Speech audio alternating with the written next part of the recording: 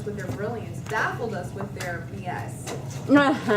And I don't mean their bachelor's of science degree.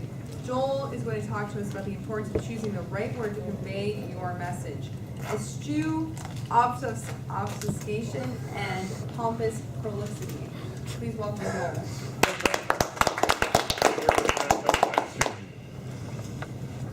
Has everybody here seen the Florida Medical Clinic commercial or heard the Florida Medical Clinic commercial about all the specialties that they offer?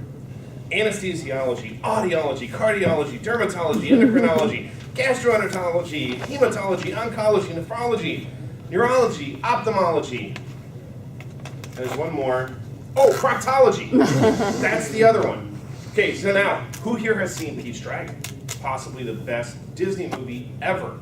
Nobody. No, I saw it, but I was a long time ago. Okay, Pete's Dragon, there's a snake oil salesman going on about all the things that he's an expert in, and he says every ology you can think of. And so when I hear that commercial, I think the exact same thing. I have no idea what you're talking about. I don't know what half these things are, and I'm a pretty well-learned man. So the point I'm trying to make there is if you want to get your point across, you must eschew obfuscation and pompous prolixity. It can be said. So what does that mean? What does that mean? When you give a speech or any form of communication, you must make sure that the words you choose fit your audience and fit what it is that you want to say.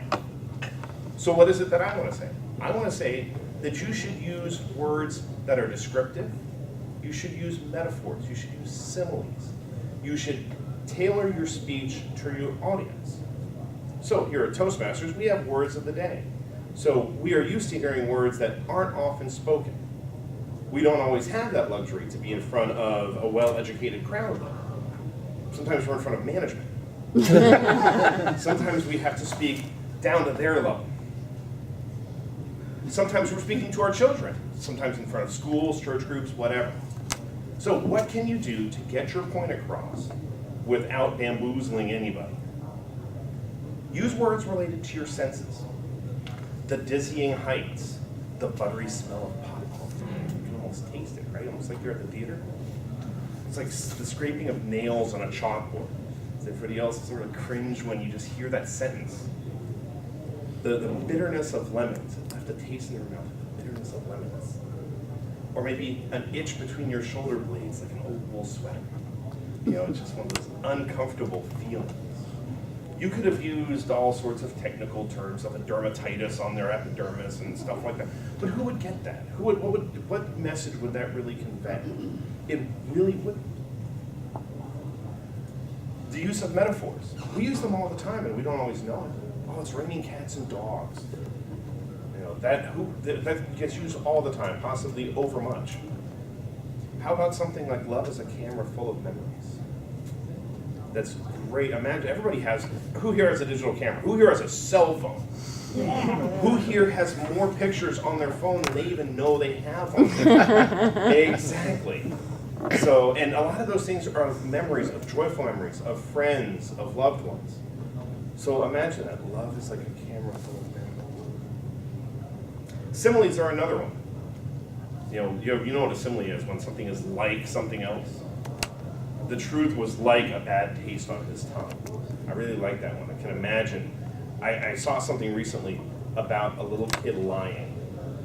And as she spoke the lie, as her father sort of grilled her about it, her voice got higher and higher as she repeated it over and over. And you could tell she hated to say it, but she did it anyway. She hung her head like a dying flower. You know, and when would that be conveyed? Maybe somebody has died. Maybe there's something sad.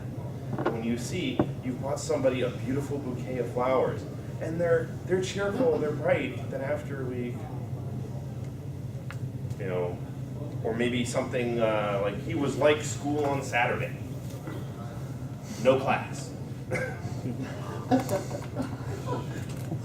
At the same time, you can be descriptive. You can use single words or short phrases that can be descriptive, saying exactly what it is you're talking about.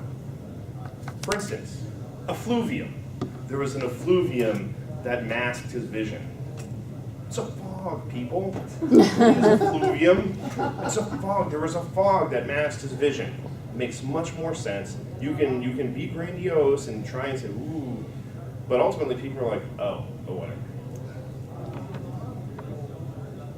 There was a vapidity to his elocution. There was a dullness to his words. Who here hasn't read an article or read a book that you had to go and check at the source and be like, what was that he just said? No, Colin's raising her hand. Exactly. There was a vacuity to their thoughts, an emptiness. There's all sorts of words out there. Just simply say emptiness. Don't try and blind us with your brilliance or baffle us with your BS. Profundity. There was a profundity in his message. There was deep thought to it. He thought deeply about what it is he wanted to say. He was voluble in his message. Just say he spoke for a long time.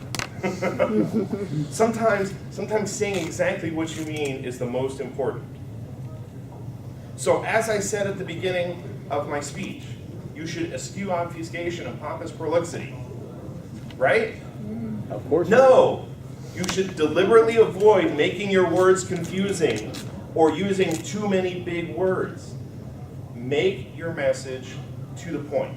Say exactly what it is that you want to say so you get your point across. Thank you.